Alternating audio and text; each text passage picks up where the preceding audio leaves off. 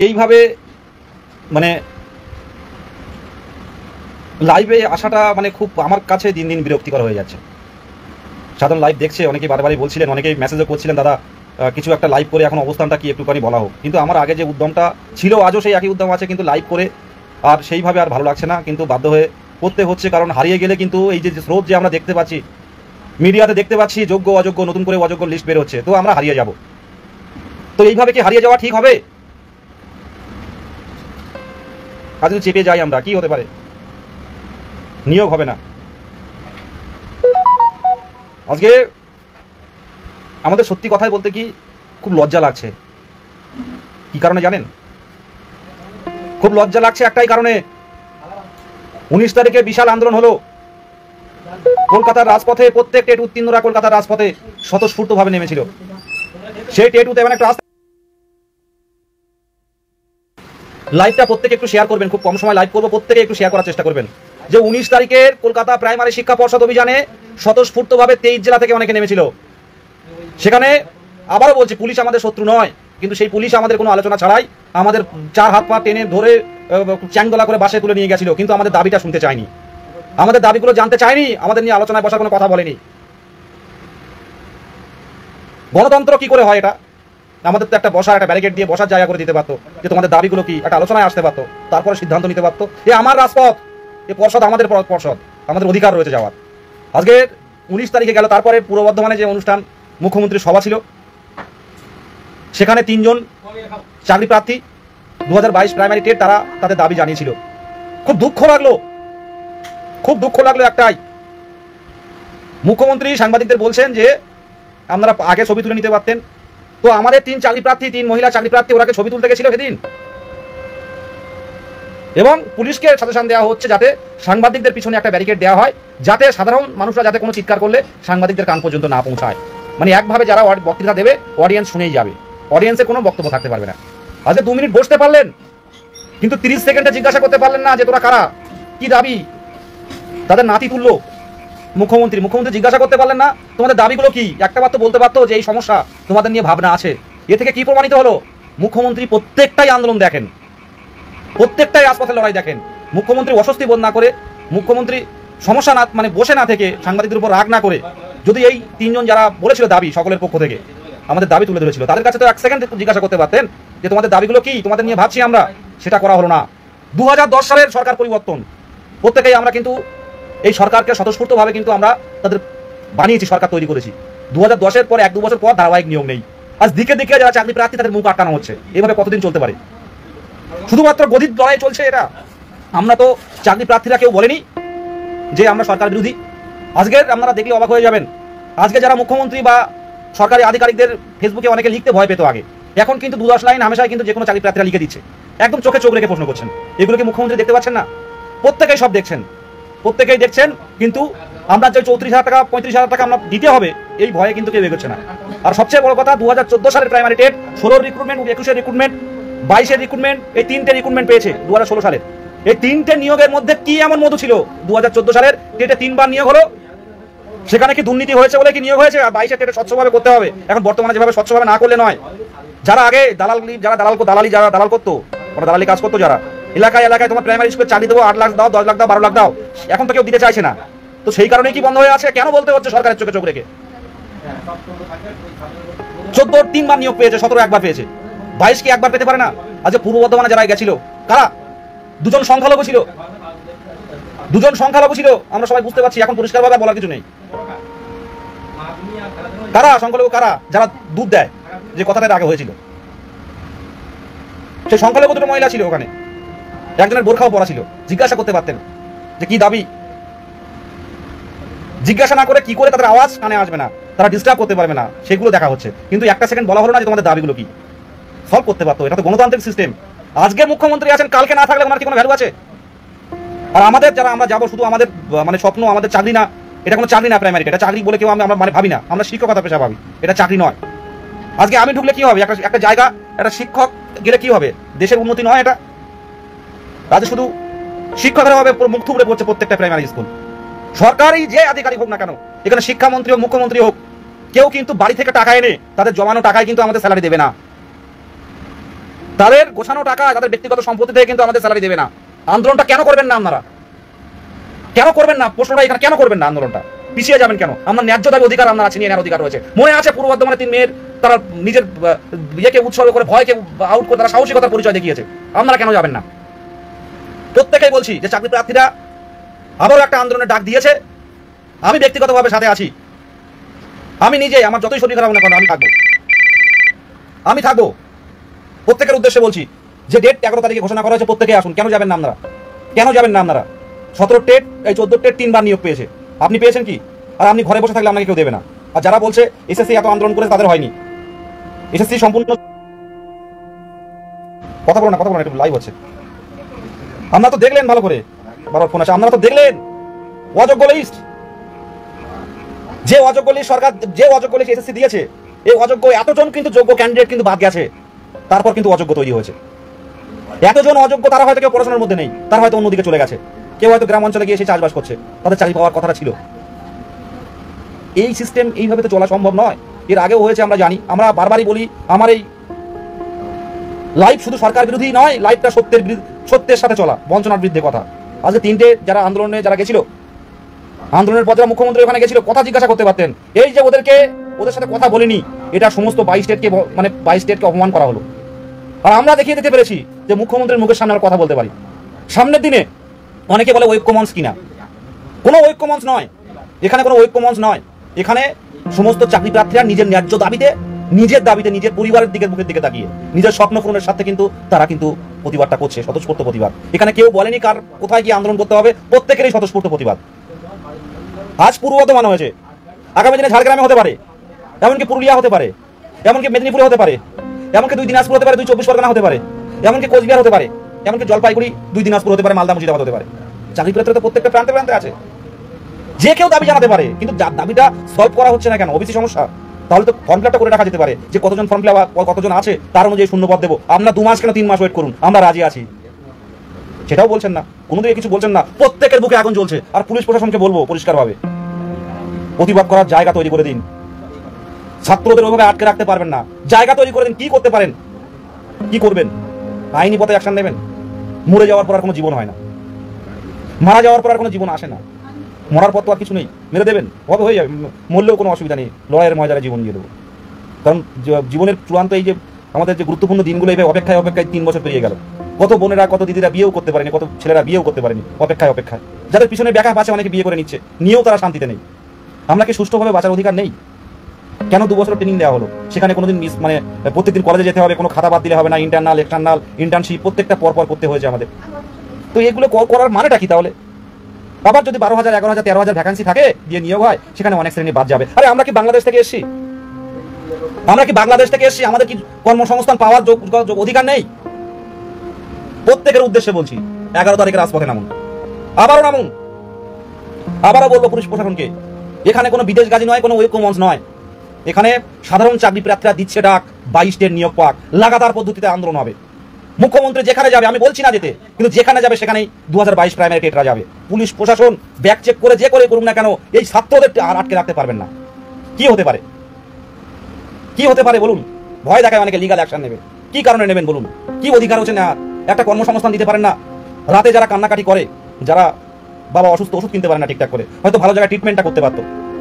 2 বছর ট্রেনিং দিয়েছে, জমি জায়গায় বিক্রি করে, মায়ের কানের নাকের বন্ধক দিয়ে কোচিং সেন্টারে ভর্তি হয়েছে পাস করবে বলে। তারপর রাত জেগে ট্রেনে বাসে পড়াশোনা করে, রাতের পর রাত পড়াশোনা করে মক টেস্ট দিয়ে যে ছেলেটা কোয়ালিফাইড লেখাটা দেখলো, তাকে যদি 3 বছর বসিয়ে রাখা হয়, এই বঞ্চনা, এই দিনগুলো আপনারা ফিরিয়ে দিতে পারবেন? ও পুলিশ বাবুরা, আমরা কি পারবেন? একে ধর, যে স্লোগান দিচ্ছে তাকে ঘাট ধরে ধরেছেন, পারবেন? রুখে আমরা দাঁড়াই, আমরা পারবেন? যে স্লোগান দিয়ে তাকে ভিড়ের মধ্যে তাকে তুলে নিয়েছে, এই মালটাকে ধর। আমরা কি মাল? আমরা চাকরি করছেন পয়সার বিনিময়ে। সুযোগ দিন আন্দোলন করার। প্রত্যেকটা পুলিশ প্রশাসনকে বলবো, বিধাননগর, উত্তর, দক্ষিণ, পূর্ব, প্রত্যেকটা থানাকে বলবো, সুযোগ দিন লড়াই করার। ছাত্র আন্দোলন কি ভয়ানক পরিস্থিতি দেখা দিতে পারে, সেটা আমরা আন্তর্জাতিক অবস্থাটা দেখুন। এভাবে আটকে রাখবেন না। আপনারাও তো বুঝতে পারছেন, আমাদেরকে অনেকেই তো বলে যে তোমাদের নিয়োগটা দরকার, আমাদের নিয়োগটা দরকার আছে। সুযোগ দিন, আমাদের বসতে দিন। সরকার আমাদের সাথে ডাইরেক্ট আলোচনায় বসুক। প্রত্যেকটা ছেলেরা কিন্তু নিজের যোগ্যতা অর্জন করেছে, এনসিটির গাইডলাইন মেনে টেট উত্তীর্ণ হয়েছে। আমি তো গৌতম স্যারের সাথে কথা বলে যেটুকু বুঝলাম, ওনার 100% নিয়োগ করার ইচ্ছা আছে। সরকার না করে কি করে করবে? ওনাদের ক্ষমতা নেই আলাদা করে ভ্যাকান্সি তৈরি করে নিয়োগ করা, সিস্টেমটা সম্পূর্ণ আলাদা। গৌতম বাবু নিজে কি করে শূন্যপদ বের করবে, কি করে নিয়োগ শুরু করবে? শূন্যপদ দিলে ওনার যে কাজ দ্রুত কাজ হয়ে যাবে, সেই শূন্যপদটুকু দেওয়া হচ্ছে না। কেন আজকে সরকারের বিপক্ষে কথা বলতে হচ্ছে? কেন পুলিশ প্রশাসনের বিপক্ষে এমন কথা বলতে হচ্ছে? কেন এমন আন্দোলনের জন্য নামতে হচ্ছে? আমরা তো কোনো রাজনৈতিক দল নয় যে সরকারকে কালিমালিপ্ত করা।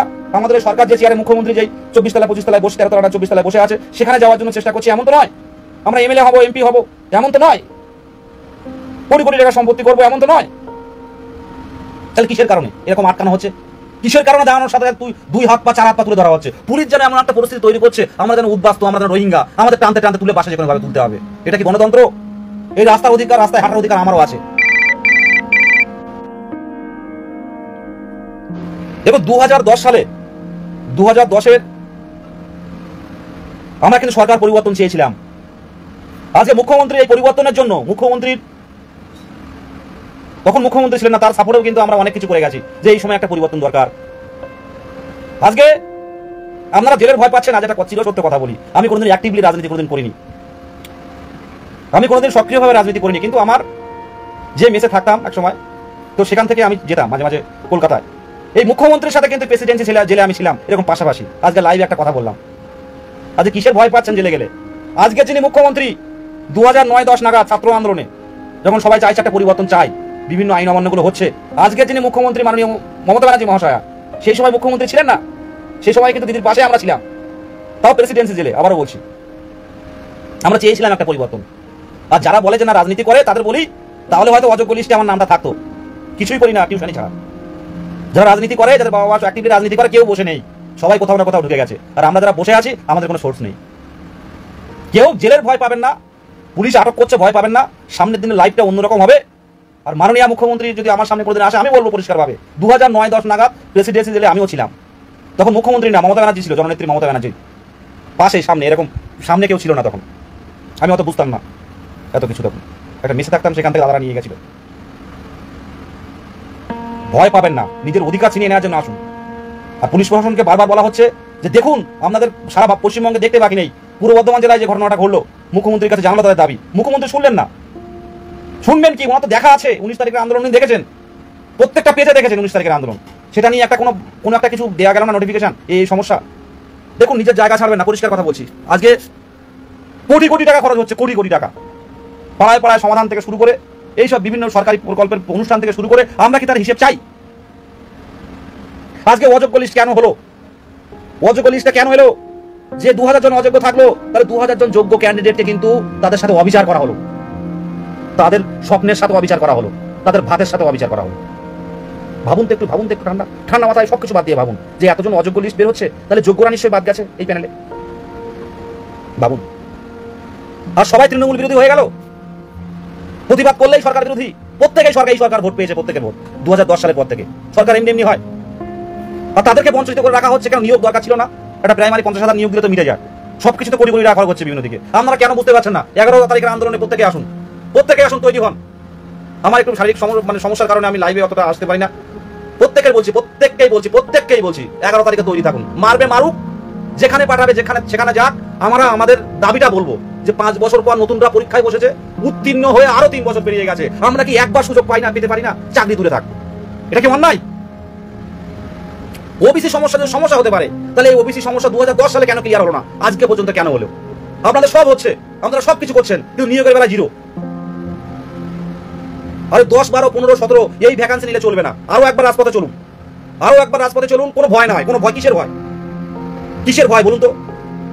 কিসের ভয়? আমি কিছুদিন ওয়েট করছিলাম যে আমাদের সাথে কেউ যোগাযোগ করতে পারে কিনা, তাহলে আন্দোলন তুলে নেবো, যে আমাদের দাবিগুলো তুলে নেওয়া যায় কিনা। আমাদের বারবার একটা কথা বলি, শুধু এই চাকরি প্রার্থীরা এই লাইভ দেখছে না, অনেকেই দেখেন যারা প্রশাসন।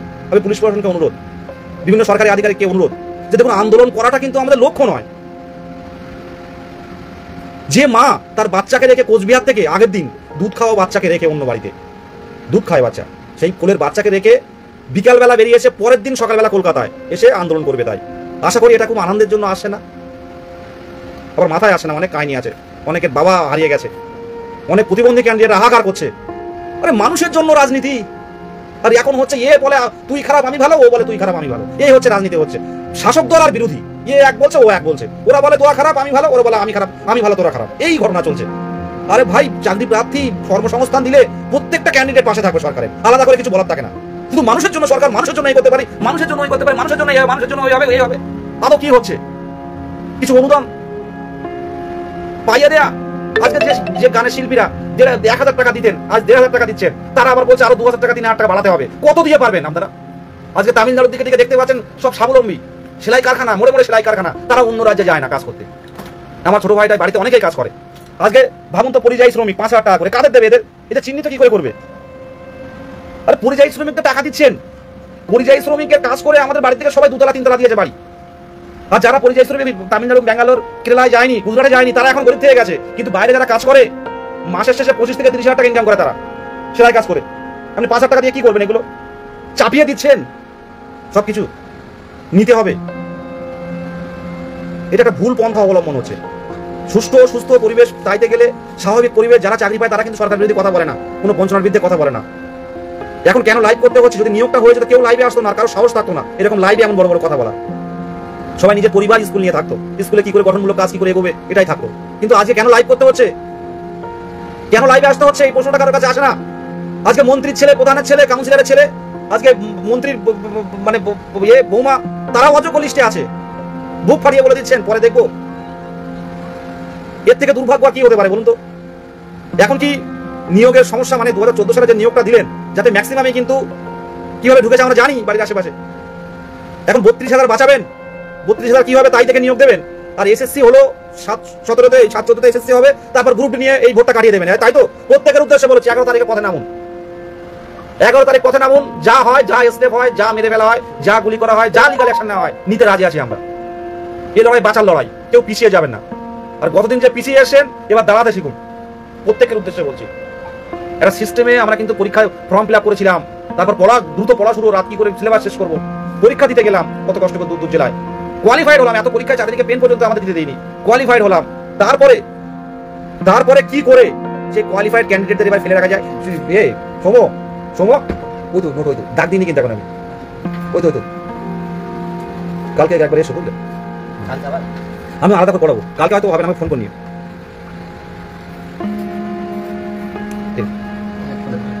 আর 5 মিনিট হয়, 5 মিনিট বসে বাইরে বসে যাচ্ছি। যাই হোক, আমার স্টুডেন্টরা এসেছিল, ওদের ওই সব উচ্চ মাধ্যমিক পরীক্ষা তো। যাই হোক, দেখলাম যে মুখ্যমন্ত্রীর যে মানবিক দিক, সবাই বলে মানবিক মুখ্যমন্ত্রী, একবার জিজ্ঞাসা করতে পারতেন ওই 3 কন্যাকে। আজকে পূর্ব বর্ধমান হয়েছে, কাল পশ্চিম মেদিনীপুরে হবে, পরের দিন ঝাড়খণ্ড, 2 বাঁকুড়া, 2 24 পরগনা, 2 দিনাজপুর, কোচবিহার, বাঁকুড়া, বীরভূম। কেউ আটকাতে পারবে কি? আবারও বলছি, সরকার বিরোধিতা করা, সরকারের কর্মসূচিতে ব্যাঘাত ঘটানো, কোনো পার্টিকে বলা, কোনো বিরোধী পার্টিকে বলা, শাসক দলের পার্টিকে বলা, এগুলো আমাদের কাজ নয়, এগুলো আমাদের কোনো ইন্টারেস্ট নেই। আমরা বাধ্য হচ্ছি। আর 11 তারিখে সমস্ত চাকরি প্রার্থীদের, আমি তো এই বেশ কয়েকদিন যেদিন থেকে অ্যানাউন্স হয়েছে, আমার গ্রুপে কিন্তু আমি কোনো 11 তারিখ নিয়ে কোনো প্রচার করা হয়নি। আমি চাইছিলাম যে সরকারি কেউ যদি কোনো আধিকারিক যোগাযোগ করে তাহলে আমরা আন্দোলন তুলে নেব, কিন্তু আজও পর্যন্ত কেউ কোনো দিকে কিন্তু কিছু বলছে না। তাই 11 তারিখে থাকছি, যেভাবে হোক থাকছি। এই বঞ্চনা, এই চোখের জল আর দেখতে পাচ্ছি না। আজকে যে বোনটা বলছে যে মা মারা গেছে, সেই মায়ের কানের বন্ধক দিয়ে কোচিং সেন্টারে বা বিভিন্ন কাজে লাগাচ্ছে, বা গ্রুপ থেকে লোন নিয়ে পড়াশোনা চালিয়ে যাচ্ছে। এই 3 বছর তারা অপেক্ষা করে আছে। আজকে লাখ লাখ জনতার মাঝে যখন 3 কন্যা যখন চিৎকার করে বললো দিদি আমাদের নিয়োগ চাই, তাদের ভিতরেও কিন্তু একটা ভয় কাজ করেছে। তাদের ভয়টাও কিন্তু আউট হয়ে গেছে, আমি দেখছিলাম।